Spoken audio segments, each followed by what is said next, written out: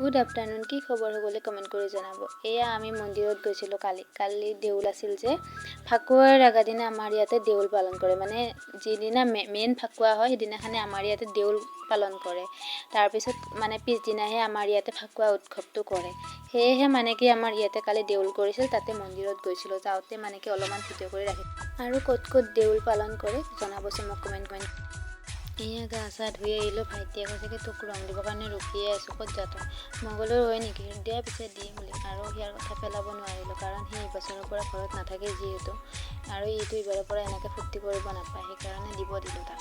ইফালে দি পেলাই চাওকচোন চকুকো দিব গৈছে। আমাৰ চকু বোলে সি পৰিয়ালতে পৰে, সেইকাৰণে চকুকো ৰং দিব গৈছে।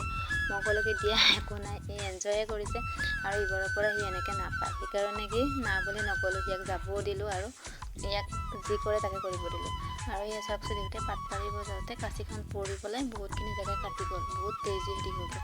সেয়া আৰু মা চাওকচোন নাচি আছে ইহঁতক লৈ পেলাই। আৰু এই টিকলিজনীকো মানে কি আজি ফাকুৱা লগাই দিছে। এইবোৰ মানে কি এইবাৰে তাই প্ৰথম পাইছে, সেইকাৰণে মাকৰো ফূৰ্তি, তাই মানে কি ৰং চং লগাই দিছে আৰু মানে বেছি সময় সেই নাই, মানে ফটো মৰাৰ কাৰণে। এয়া আৰু ৰাইজ আহিল, ৰাইজৰ লগত অলপ সময় মানে কি ৰাইজখন আহিলে ভালে লাগে এনেও, মানে কি সেৱা সন্মান কৰি লৈ আছোঁ। ৰাইজে কি অৱস্থা কৰি দি থৈ গ'ল মা আৰু মোক, মানে কি সেই আৰু মানে কি নলগাওঁ বুলি ক'ব নাপায়, কাৰণ বসন্তৰ কাৰণে বোলে বহুত ভাল হয় এইটো।